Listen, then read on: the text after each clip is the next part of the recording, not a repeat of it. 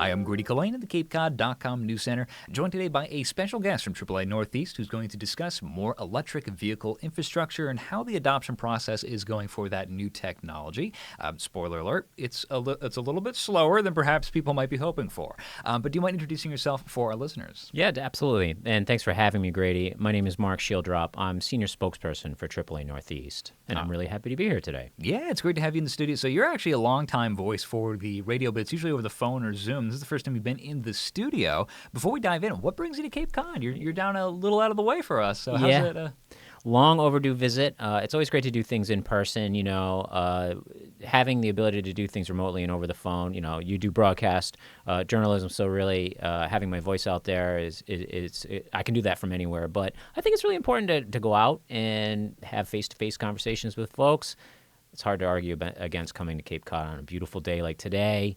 Amazing weather, and we're in the shoulder season a little bit. It's past Labor Day, so not too daunting to get here, and it's really exciting to be here. And I just wanted to, have a lengthier conversation with you. I think it makes more sense to do it in person. Sure. Well, we appreciate it a lot. For those who are listening on the air side, we do have a video up on CapeCod.com for those who want to see our beautiful smiling faces.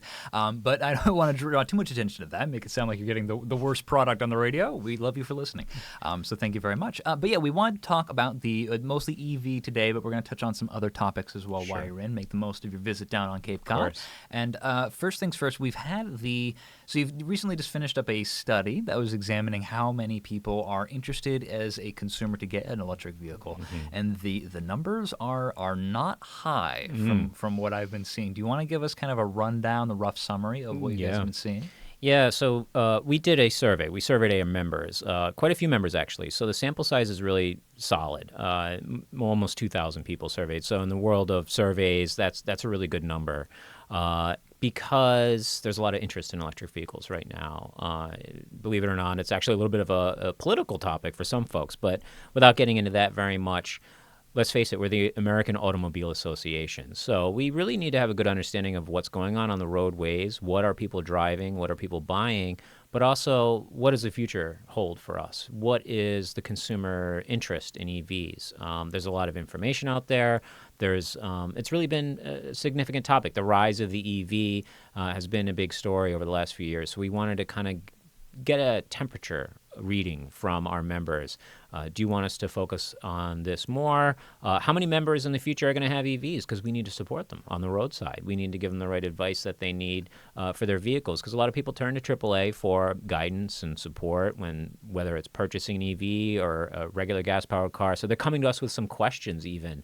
What kind of car should I buy? Will an EV work for me if this is how I drive? So we... like some folks have put out surveys in the past year or so really to kind of get a sense of what the market looks like. And so we're not too surprised with the results that we got from our survey.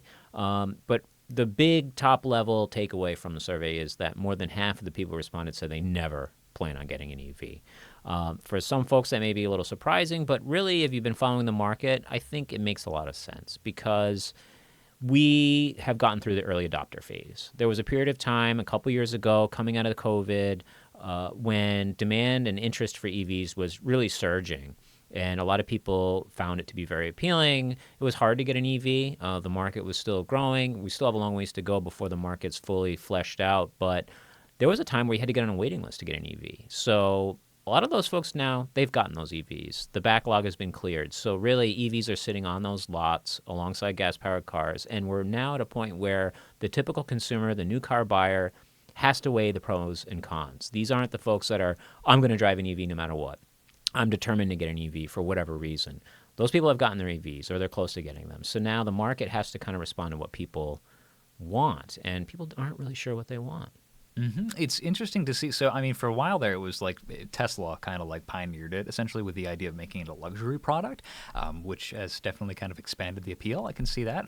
But now, yeah, I don't really think it seems like the costs especially have been a major deal breaker for some. I know I checked out an electric Jeep potentially for a future vehicle, $50,000. I know there's rebates in state from the state and for federal. Do you think it's really just the cost? Is it the range anxiety? I mean, even if they were comparable expense? Do you think that the range anxiety is going to be too much of a deal breaker? What are some of the obstacles you're sensing? Yeah, you're touching on two of the really big ones: cost, range anxiety. Those are really the two major factors keeping people away from EVs. And there's no question the EVs are too expensive. The market just isn't broad enough. We really need that sub $30,000 entry level EV that gives you 300 to 400 miles of range, that is easily purchased with not a huge down payment, reasonable monthly payments. Things have gotten more expensive across the board, right? And EVs are getting a little more affordable. That has improved a bit. But that said, when you look at the EV market right now, you're seeing 100,000 plus vehicles. You're seeing $80,000 vehicles, $60,000. The average selling price for an EV is, like you mentioned, more than $50,000. That's going to really take a lot of people out of the market because they just can't afford it. There's also a lack of affordable used EVs. So there is used EVs coming to the market pretty rapidly right now, as rental car companies that maybe overbought some of the EVs that they're planning on rolling out a couple years back. Those are ending. There's a lot of 2-year leases that started in 2022 that are finishing up. People, maybe they're upgrading a newer vehicle or they're switching to gas-powered vehicles. So those are coming on the market. So that's helping push prices down. But the fact remains that if you want an EV, the selection is fairly limited. And you are looking at predominantly luxury, high-end, more expensive, larger vehicles. And that really makes it out of reach for many folks. And the other thing is range anxiety. People need to feel like no matter where they go, they will be able to find a place to charge, and they're not going to have to sit there for an hour and a half. The reality is most of the times you can do that. So a lot of it's lack of familiarity, but there's no question it's less convenient to just hop in an EV and go. The other really big barrier is the fact that not everybody owns their own home, and not everyone has the ability to get charging at home. And the vast majority of EV owners who are happy with them, they plug in at home. They don't go to gas stations. They don't need public charging unless they're going on a long road trip. So that's a real huge advantage. If you drive less than 300 miles a day, you can plug them at home. An EV is almost a no-brainer for many folks, but the reality is a lot of people rent. A lot of people aren't sure where they're going to be in 2 years. Housing prices have gone through the roof. Buying a house in Massachusetts is pretty a tall order for many folks. And thinking about Cape Cod, we just wrapped up a few conversations for Sunday Journal, actually, with Lisa Magnotta. She's the executive director of Housing Assistance Corporation, and a lot of people, the long-term feasibility of just long-term rental on Cape Cod is already kind of difficult, let alone, I want to get a rental, and I'm going to be picky about does it have a charging station or not? Like, that's kind of a big question to ask on top of all of that. That's it entirely. So that's a massive barrier. And the reality is, even if you're determined to get an EV despite that charging issue and not being able to charge at home, you're going to rely on public charging. And that's where that value proposition starts to really rapidly go away. That's when you find that you're not saving a lot of money on gas by owning an EV. The operating cost is almost equivalent to a gas-powered car. So you're losing the convenience, and you're not saving that much money. Mm-hmm. So that's where it starts to fall apart for some people. Mm-hmm. Now, I want to, for people who are listening to this right now, we want to make sure the benefits are obvious. We're bashing a lot on EVs. Oh, yeah. Of course, it's also built around the idea of trying to transition away from fossil fuels. Yes. And Tom Kerr, who's the administrator for the CCRTA, he talks a lot about how the major contributor of carbon and carbon monoxide, carbon dioxide is the transportation sector. Absolutely. So this is a major place that we need to make a dent in to transition to that 2050 goal of net zero greenhouse gas emissions in Massachusetts. But it's like, should it be on the consumer level? Is that something that's more public? As well, I want to talk a little bit the value of a secondhand EV. It seems like once it's used, the value significantly plummets, perhaps even more than a gas-powered vehicle. Yeah. EVs depreciate a lot faster than gas-powered cars in those first few months, and that's another reason why the more used EVs that come on the market, the better it will be for folks, because it'll be more affordable and more attainable to get an EV. But you're absolutely right. Transportation is one of the, if not the largest emitter of greenhouse gases, and if we are going to fully electrify and get away from fossil fuels, we really have to switch to electric vehicles. We really have no other choice. And in a way, it's going to require a lot more than just people buying EVs. There's going to have to be a whole transformation. So From our perspective at AAA, we think electric vehicles are amazing for many folks where it makes sense, but we need to be mindful of the fact that, it shouldn't fall just on the consumer. And I don't think anyone who ends up buying a gas-powered vehicle or even a hybrid vehicle, which is actually a really great alternative, shouldn't feel ashamed of feeling like they have no choice, because the reality is an EV just does not fit everybody entirely. But it is certainly very worth noting that there are many significant advantages to EVs, and the environmental impact is a big one. There's a lot of misconceptions about the environmental impact, and when I mentioned earlier that the discussion is a little political, unfortunately, because I think there's a lot of untruths about electric vehicles out there.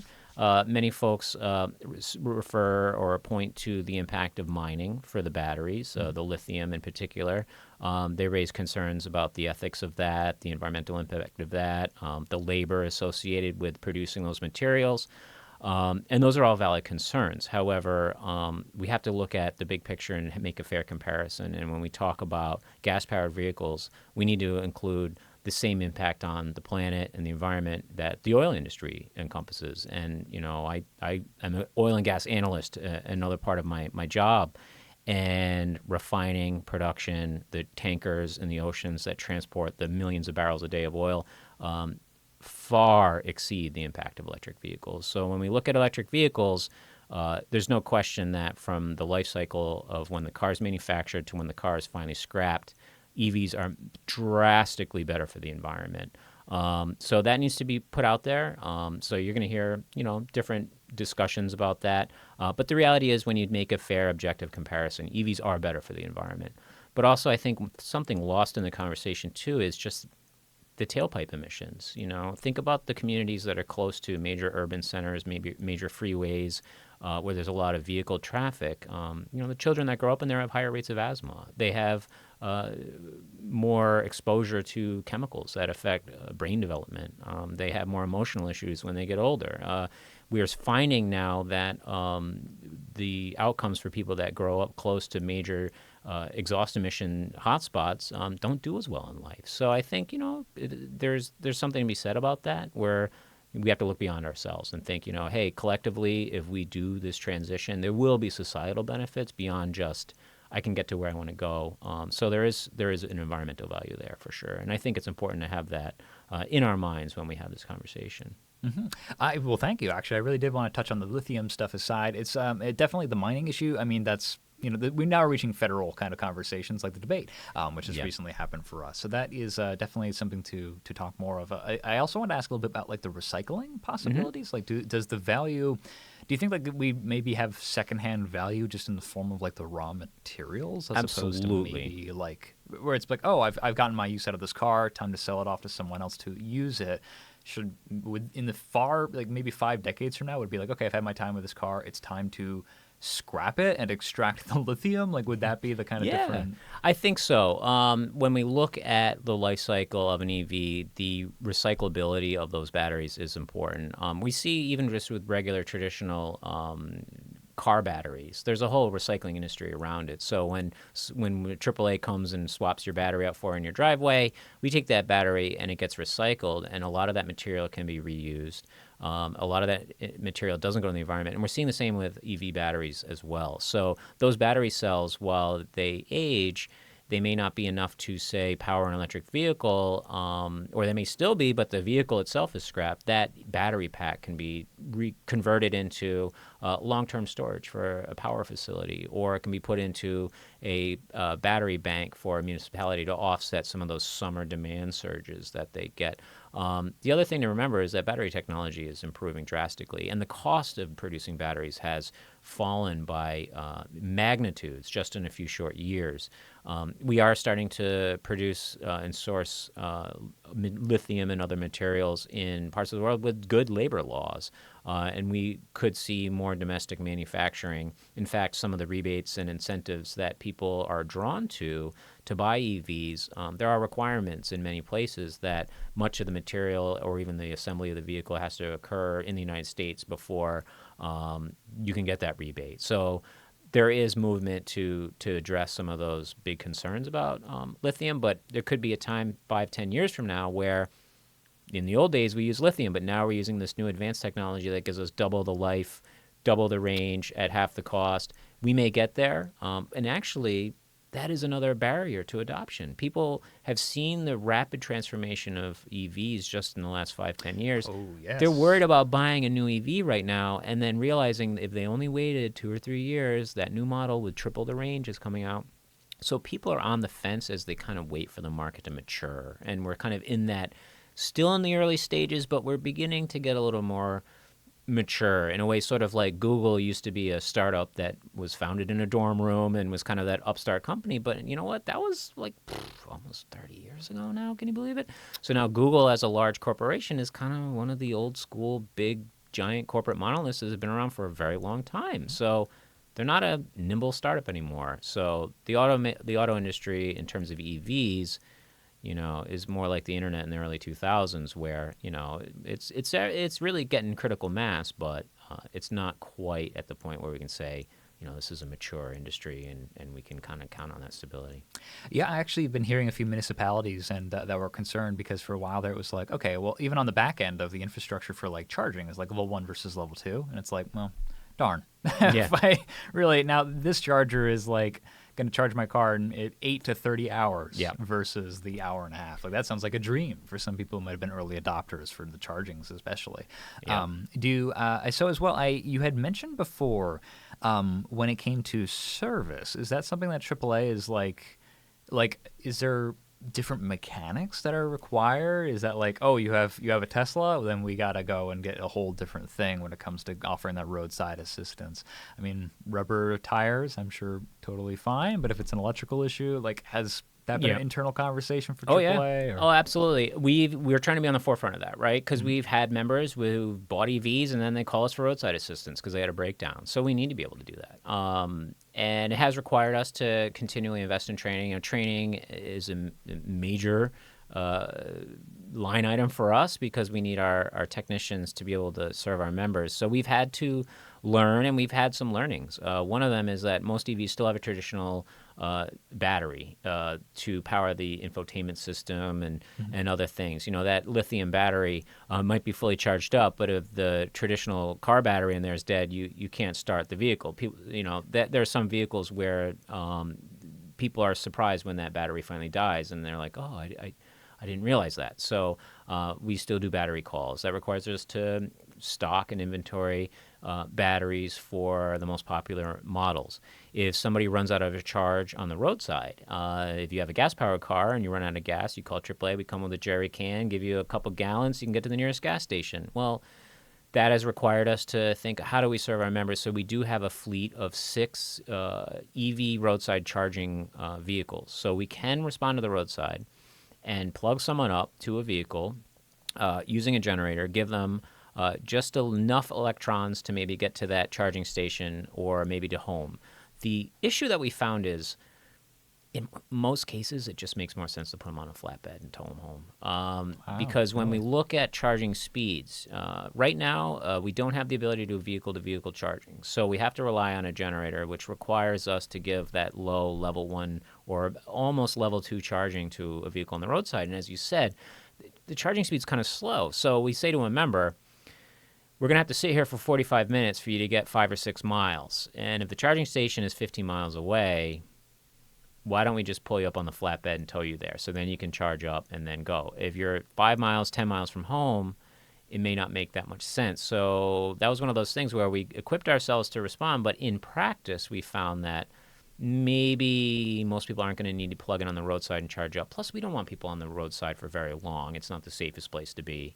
Well, there's a whole policy push from you guys as well that was to avoid. I know, like, actually, it was Eversource, wasn't it? That was like a number 1 cause of deaths for was like people just getting hit. Providing tow truck service. driving is, and we want more tow drivers. We want to hire more tow drivers. We love our tow drivers, but it's a dangerous occupation for sure. And you're mentioning slow down, move over. Which is a law in all 50 states. And, on my way here, actually, as a matter of fact, there was a work crew on the roadway, and I was very pleased to see everybody slowed down and moved over into the passing lane. People in the passing lane gave room to other drivers, and that right lane on 195, as I was approaching, was fully clear. So that was good. People are getting the message on that, which is a little bit of a side topic. But yeah, you're right. The roadside is a place where we don't want our members to linger for very long, no matter what vehicle they're driving. But to go back to some of the learnings we had to do, we are rolling out EVs for our own fleet. So we have 36 Ford F-150 Lightnings that we now have out on the road servicing members. They're not tow trucks. You can't buy an electric tow truck quite yet to do the job. But we're getting there, and as soon as we can, we're going to buy them and test them out because we are realizing that actually electrification of our own fleet makes a lot of sense. Those F-150 Lightnings are really impressive. Some of the concerns we had initially were, are we going to be able to get a whole shift done before we run out of juice? Turns out our typical driver, when they come back from a day's work, there's about 40 to maybe 40% battery remaining after a full day. So we're not cutting any corners. We're just treating it like a normal vehicle. So there's more than enough battery for our needs. Additionally, no engine means more storage space. So now the technician's tools can be stored in that front trunk, which you call the frunk. Yeah, I love the terminology that has been evolving from the EV sector. Is. Well, I actually got to drive one of them, which is great because our fleet, they're really great. They want folks throughout the club to experience these vehicles so they know, what we're dealing with, what we're talking about. And I was driving one for an event, and I didn't close the frunk all the way. Ooh. And so I hop in and I hit the ignition, or I push the start button. And there's a warning sign on the dash, frunk ajar, Frunk ajar. Frunk ajar. Is there a danger? Is it like if I don't click the top down on the front and it just goes whoom, like right up in front of the windshield? Can it block you off? Just like I guess don't in this close your case, hood, yeah. Good on Ford for warning you. Yeah. For people, actually, so we are radio. Do you mind just kind of giving us a rough description of what the vehicle looks like? For those who might not be familiar. So it's Ford like a traditional... So Ford F-150 Lightning, it looks like a regular pickup truck. Yeah. You would not even tell the difference if you saw one of our F-150 Lightnings on the roadway. You'd have to look closely to figure out it's the EV version. There's a little green stripe along the top of the truck bed that just says electric vehicle. But we didn't want to hype it up too much. Really, the reality is, if we're going to electrify, it's not for attention. Yeah, certainly we like the attention, but we just want to get the job done. And if it actually ends up saving us money in the long run, which it does, because we've installed charging stations at some of our fleet facilities. Yeah, you guys are Cape Cod Regional Transit Authority. Tom Kerr was saying that the idea of if you have a fleet, electrification actually makes the most sense because really they have the does. buses return at the end of the day. In their case, they're worried about kind of like uphill. Cape Cod's got that really weird geographical shape, unfortunately. Yeah. So when you're moving huge buses, EV might not quite be there yet. They're still investigating. They've invested a little bit of time. But yeah, if you have a facility, it seems like this is perfect. Right. And then we put solar panels on the roof, which we're doing in places that we can. So it's almost like we have this closed loop for energy now. So there is a future where our fuel costs are going to go down, right? And we're going to still be able to respond to our members. And the drivers love these vehicles. They're comfortable. They're fast. I mean, the F-150 Lightning is a pretty remarkable vehicle in and of itself, but for our fleet purposes, it's really kind of exceeded our expectations. And some of the concerns we had, we found we really didn't have to worry about as much. We still have to go through another really harsh winter where range does go down a little bit because batteries have to work a little bit harder in the cold, similar to a gas engine. So we still have to go through the paces with that. And then, of course, this is a recent rollout, so we need to give enough time to go by before we can say for sure, this is a no-brainer. But it's really great to work for an organization that, wants to walk the walk as well as talk the talk. And I think when we talk about EVs, the fleet conversation is of particular interest for a lot of people in the business community. They're starting to ask us about our experiences. I'm doing a talk at the Warwick, Rhode Island Rotary Club in October, and one of the big topics they want me to address is how is our electrification played out, and what have our experiences told us. And it's not going to work for everyone. If you drive larger diesel vehicles, the market may not be quite there, but for smaller light duty vehicles, it's really impressive, and we are leaning towards phasing out our gas-powered light utility vehicles more quickly, in fact, just based on the experience we've had with those Lightnings. Mm-hmm. Now, speaking of time for phasing out, we have the looming. So we a lot of states have been setting deadlines about 2035. This is for back to the consumer level for those who are just tuning in now. Grady Culhane, CapeCod.com News Center, Mark Schieldrop, AAA Northeast. But we are seeing a push from the state for 2035. All new vehicles sold need to be that carbon neutral. Now, I want to ask a little bit about what does that actually mean? Does a hybrid count? Does it have to be fully EV? If I were to somehow get a hold of a hydrogen vehicle here in Massachusetts, would that qualify? Can you elaborate more for us? And are we going to hit that? Yeah. It's 2024 now, so 11 years. My understanding is that by 2035, you won't be able to buy a vehicle with an internal combustion engine. So that would mean even hybrids and plug-in hybrids wouldn't be allowed to be sold. So everything would have to be fully electric. I have to double check on zero-emission vehicles, which would be like a hydrogen-powered vehicle, which is... I would love to discuss more hydrogen in the future of us, but that is such a experimental, only in California. It's a little outside my wheelhouse as well. And frankly, the infrastructure is just not there. There's a few smaller, closed kind of pilot programs around the country, which are fascinating and interesting. But really, the legislative focus has been on EVs, just how the market sort of evolved. It's a lofty goal, no question about it. And maybe 4 or 5 years ago, it seemed more attainable, especially when the hype about EVs was kind of really surging. But now, our survey reflects this, that if half of people out there indicate they're never going to buy an electric vehicle, and these are including people in their 20s. This isn't just old folks stuck in their ways. When we ask based on age, young people don't see themselves buying an EV. They're a little bit more into it, a little bit less than half, but still, it tells you that goal may not really be attainable.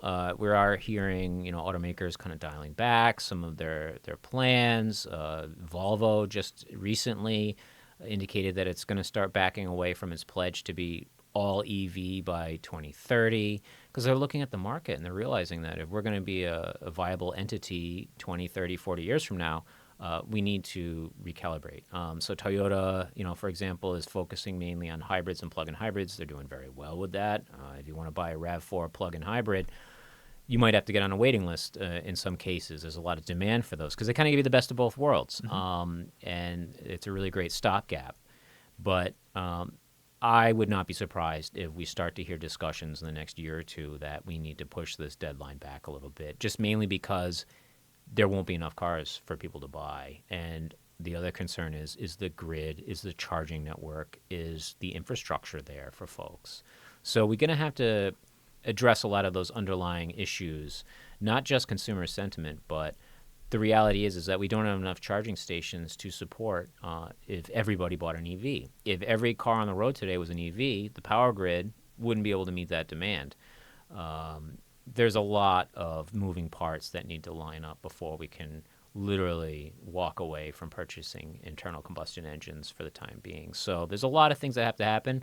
And every year that goes by, we're getting closer to that deadline. And we know how these things move. And we're talking about converting, tens of millions of or hundreds of millions of vehicles in the United States and kind of rebuilding our whole infrastructure from the ground up. So that's going to take a lot. I think it's good, though, to have really optimistic targets. You think about my own professional life. When I set almost unattainable goals for myself, that's when I've performed the best. I was not born to be a public speaker. I'm one of those people. I have a voice for print journalism and a face for radio, and so you sound like my mother.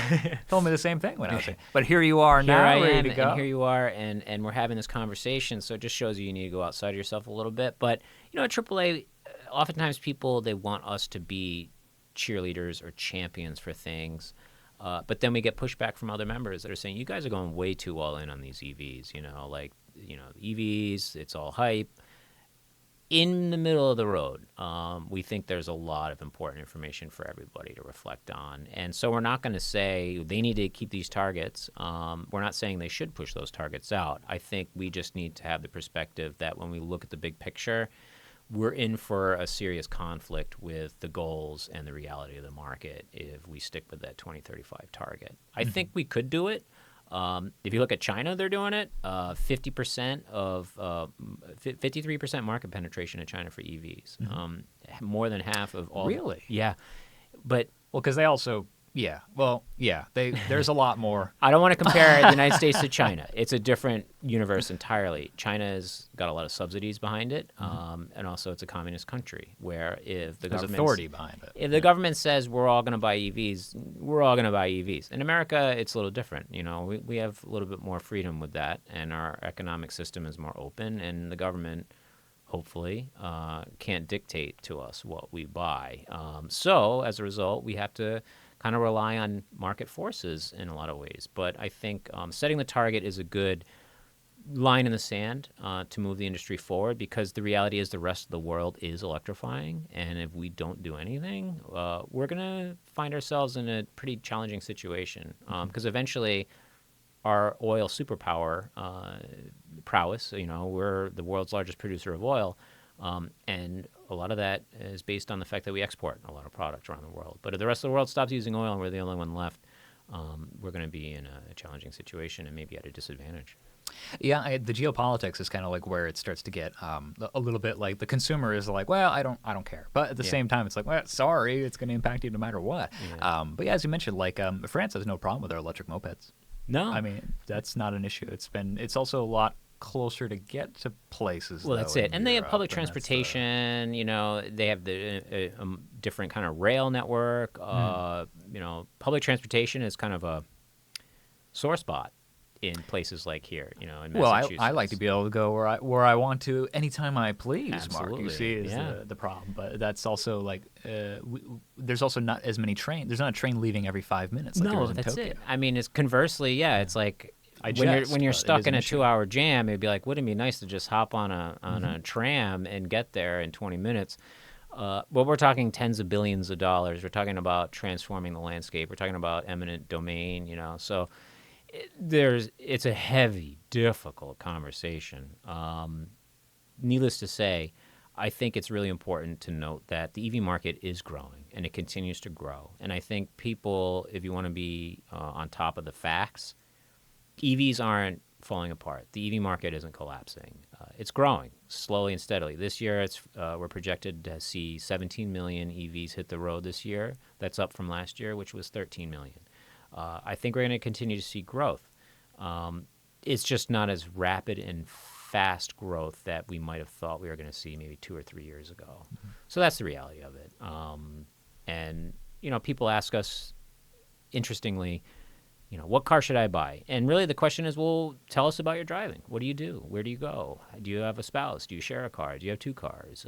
Do you go on road trips? How far away from your house to is your job? How many days a week do you drive? Are you going to be able to plug it in at home? You know, so you really have to ask yourself all those questions. The other issue, which is a barrier to adoption that our survey kind of highlighted, is it's sort of alphabet soup out there. You know, you want to buy an EV. Well, wait, what is level 3 charging compared to level 2? What is, NACS? What kind of charging point do I have? Am I going to be able to go to any charging station I want? I heard that I can use Tesla supercharging networks, but I drive a Chevy Bolt. You know, do I have to buy an adapter? Who do I get the adapter? Can I go on Amazon? It's not like a traditional car where people know you just buy the car, you go to the gas station, you swipe your card. It's and you're good to unleaded go. versus leaded. We're good to go. It's a what diesel. octane am I? No. That's it, you know. And then the cost, you know, people are surprised when they say rent or say they buy an EV and they do have to go charge. People are having bad experiences when they charge. Now, most people have okay experiences, especially once you've kind of gone through it a little bit and you become an experienced EV owner. You know how to navigate that, but there is a learning curve. You're going to come up to a charging station where you plug in, and it turns out that for some reason you're not getting that fast charge. It's below that, and you're realizing I'm going to be here for an hour if I want to fully charge. Or you're in the raw elements. There's no shelter. Our survey really highlighted the fact that people want to feel safe at a charging station, and many of these charging stations are stuck at the back of the parking lot in the dark. If you're a young woman driving an EV on a road trip and it's midnight and you're in the back of a secluded parking lot in a shopping center in a rural area and it's raining outside, that's not a comfortable scenario for folks. So people need to see chargers at rest stops, at well-lit, safe areas, and it needs to be almost so ubiquitous that that concern about the ability to charge kind of goes away. People find that when they do get an EV, they don't publicly charge as often as they really thought they would. In fact, we are starting to see a lot of these level 1 chargers that popped up a few years ago in front of the library, the grocery station, often their charge points. They're very underutilized because in town, at the library, at the grocery store, vast majority of people that go there charge up at home overnight. They don't need to plug in for 45 minutes when they're browsing the aisles of the library to get 5 or 6 miles of range at 30 or 40 cents a kilowatt hour. They're much better off keeping it unplugged, and then you plug it in at home. So people overestimate how much they need it. If you buy an EV with 300-mile range, very few people drive more than 300 miles a day. It's that road trip that it's the American road trip. Like that's great American road trip. That's a cultural phenomenon, and that's kind of what the question is: how much of this is a cultural uphill battle versus a physical uphill battle? And that's part of the reason why the state really kind of made a big deal of the fact that they've addressed the issue with these charging stations on the Mass Pike. That was kind of a sore spot for folks, and there was some criticism about those charging stations.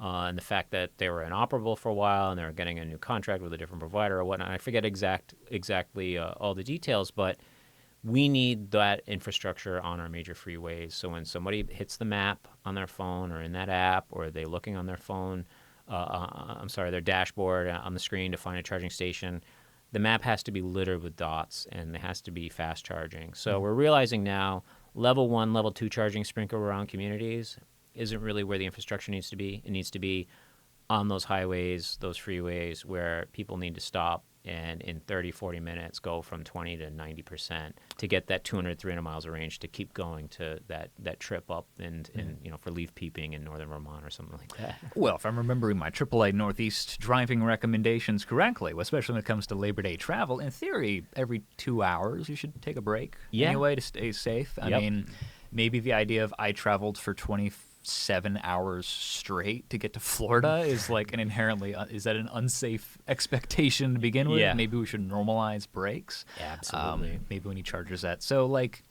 locally, the Cape Cod Chamber of Commerce CEO Paul Niedzwiecki, he was saying that he thought his idea for EVs was that it's going to be a home charger and then a hotel charger and maybe a restaurant. It's like these are the 3 locations that EV chargers need to live. Do you think that would kind of maintain? Do you think that make people happy, especially for the road trip? It's like, well, the charger's at the hotel and there's a charger at my house. And absolutely. In between. And our survey really dug into that. So we asked people where they want to see chargers. And we asked EV owners where they want them. And then we asked non-EV owners. Pretty similar results, but what's interesting is the people who own EVs, to them, the priority for charging stations, 84% said you need to have a charging station at home. So that tells you that most EV owners are people that can have a home charging or at least have that as a priority. Second, right there, 62% hotels. So people like the idea of being able to, and that doesn't have to be fast charging, and oftentimes it's a free amenity provided by hotels. So if you own a hotel, you're catering to that audience, having those EV chargers is advantageous. 60% cite highway and rest stops. And then it starts to go down a little bit. Parking garages, street parking is only 49%. Work is 57%. So some employers might realize, like, hey, that could be a work perk that we can offer to some of our employees. Yes, that would be a lovely work perk. And for whoever might be listening, no, I'm teasing. But hey, right, we're actually here in Hyannis. We are relatively flush with charging opportunities. So for here, actually, it's less of an issue. But please continue. Yeah, definitely. So and then shopping centers and malls is down to 43%. But then it's funny, gas stations only 38%.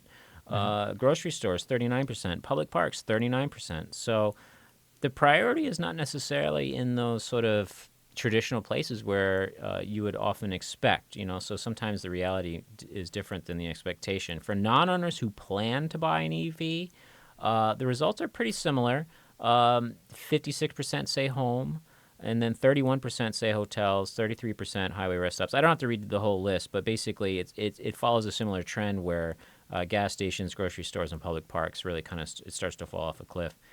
when we look at people that have no plan at all to buy an EV ever, some of them did answer this question though, and it's fairly similar. With 14% saying home and then 10% work. Hotels was at 9%, highway rest stops 8%, and then public parks, grocery stores 4 or 5%. But even people that have no intention of buying an EV, some of them do kind of see the same picture where they visualize charging at home and at work, and then maybe on those road trips when they get to their destination along the freeway, which I think is where the charging industry is starting to realize that that's where they need to spend their dollars and build their investment out. Yeah, the next question is probably not something we can really dig into, but the multi-billion-dollar fossil fuel industry of what is the role of a gas station, period? And it's like a convenience store, because you can pull in, fill up, it takes a minute or two, and then you can drive off. But it's you can't, if that's an EV station, you'd just be blocking roads. I guess you could quickly see there's 4 or 5 charging stations. I guess I can move along. But it's is it more like these parking areas? I mean, yeah, that's Mark. We're gonna walk away with X's on our backs from I know. big oil at this point. Well, no. I am an oil and gas analyst, and that is something that the actual oil and gas industry is really thinking about. And there are making moves. Shell and other large oil and gas companies with big gas station presences are spending money and investing in EVs because they realize that there is still going to be a need for charging on the roadside. They own all this real estate. They have these facilities. It makes sense to give people a place to stop and charge on their trips and get a snack and stretch their legs and that sort of thing. But it does require us to rethink the way these stations are designed because as it stands, it takes a bit longer to charge a vehicle than it does to gas up. But our survey, interestingly enough, indicates that about 81% of people surveyed don't want to spend any more time to charge in a vehicle than it takes to pump gas. And that's just not realistic. I'll see you in 2075 for that goal. So we're kind of at an impasse with that, where finding a way to get the American consumer to accept the fact that it's going to take 10, 15 minutes at best to fully charge a vehicle, it's going to take a while before people get their heads around that and change their behavior, right? The other thing is gas stations, the way they're laid out and designed. Pumps are designed for queuing up, getting your spot, filling up, and going. If you have to plug in and charge and leave for an extended period of time, you're going to need more stalls. You're going to need more spaces. You're going to have most people just generally sit in their car, watch, play with their phone, watch a video, or they walk around. Maybe a chance to let the dogs run around a little bit. But we need to design things a little differently. And I think we're going to see a little bit of change in the American landscape. If this transition happens over time, there are places where it doesn't make sense to have a gas station or a charging station where it does make sense to have a gas station. If everyone was driving an EV and everyone charged it at home, would the neighborhood really need a gas station? Because, you just plug in at home. If you're going to run around town, you might as well just plug in when you get back home. So a destination area like the Cape, I could see absolutely, there's going to need to be plenty of charging infrastructure to support visitors and people who bring EVs here. Not everyone will be able to charge at home, so they'll need charging there. But there are places where they don't have that seasonal wave of tourists. It's really just commuters, bedroom communities outside of cities. There may be a reduction in the number of gas stations in those places as demand starts to go down. And the oil and gas companies, back to your original question, they see a future where oil and gas is no longer a thing. It's going to be many, many, many decades. But the reality is that we're already seeing a drop in gasoline demand that isn't coming back. The fleet of vehicles on the road is increasingly getting more fuel efficient. Driving habits have changed. Hybrid work is a thing. I know a lot of people are grumbling about, many hybrid employers saying, oh, you know what, we do want you back in the office. But the reality is when you look at the amount of dollars spent at gas stations and the amount of vehicle miles traveled and travel patterns, something has fundamentally changed a little bit before the pandemic, but it really accelerated since the pandemic. In the summer, we used to see 10.5, 11, maybe 12 million barrels a day of demand for gasoline. This summer, we never cracked 10. 9.5 is a high demand at this point. So we're seeing a million and a half barrels a day of gasoline during peak days just no longer being consumed. So oil and gas markets are beginning to react to that and realizing that, there is a day where there's an end game here. It may become a little bit more of a smaller scale industry. So they see the future, and they're going to try to adapt to it as much as possible with investing in EV startups, investing in EV infrastructure, building out their own infrastructure, and utilizing their resources, their land, their facilities to cater to the EV market. But it's going to be very gradual for sure. But I would not, if I was in the oil and gas industry, put my head in the sand and think that this isn't something I have to worry about. Unless you're close to retirement, the industry is changing, and it'll continue to change, especially when we look at what's happening in places like China, which has been the world's leading importer of oil for some time now. And with their rapid electrification, I mean, they're beating their targets by more than 6 years right now. Granted, there's plenty of gas-powered vehicles getting on the roadway in China every day. So when we say 53% market penetration, that means there's still plenty of gas-powered cars getting sold today too.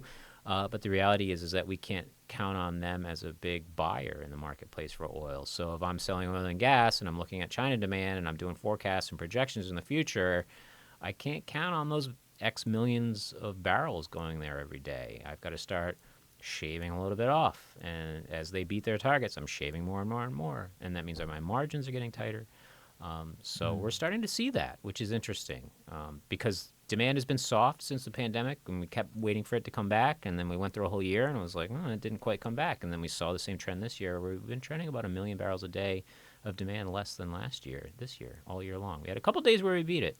And this comes as record travel across the board.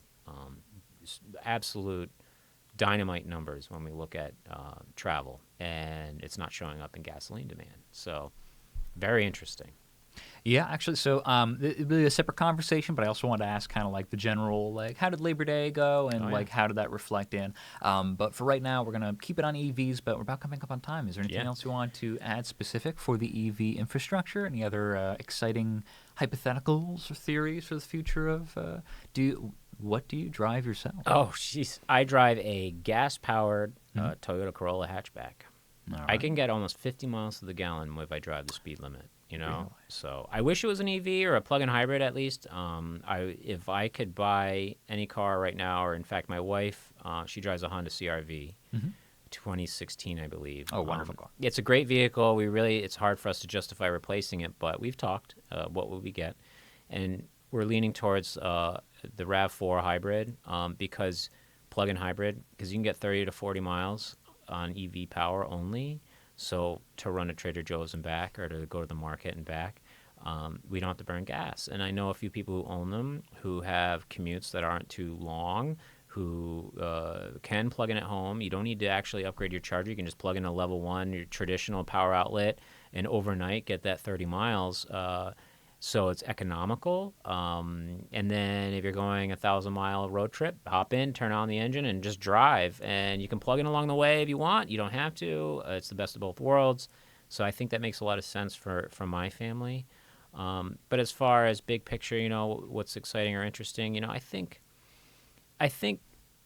be like a scientist. Question everything, right? So if you see something on social media that says, X is bad, or X is amazing, or this organization doesn't know what they're talking about, or this person is XYZ, take a step back, realize that a lot of people are pushing agendas. Not everyone has the right information. The reality is change happens slow, but things are changing, and they are. And there's no silver bullet. I don't really like that metaphor these days, but there's no final solution. That's not really a great thing to say either. If we could edit that out. There's no foolproof way to fix all our problems. EVs, I think, are an important part of our transportation future. I think that, be wary of somebody that claims to know everything, right? Because the industry is changing. The market's changing. A lot of our assumptions have to be readjusted or revisited over and over and over. And you never know. We could be looking at a totally different landscape than we visualized just in a few short years. A lot of folks did not visualize the future we have now. I mean, EVs are pretty common. It's not surprising to see an EV on the roadway these days. We're getting used to them, and that's something that people had a hard time imagining even just a few years ago. So here we are. Mm-hmm. But it's an exciting time if you're an automotive enthusiast. You have a lot of options, and really, I'm never going to tell people that more options is a bad thing. Of course. Well, Mark, thank you so much for joining me for this conversation. It has been a pleasure and great to have you in the studio as well. Thank you so much. It's been a pleasure. I enjoy it very much, and it's always great to talk to you, and thank you for having me. I'm Grady Culhane, and thank you for listening. This has been a segment with Mark Schieldrop with AAA Northeast in the CapeCod.com News Center.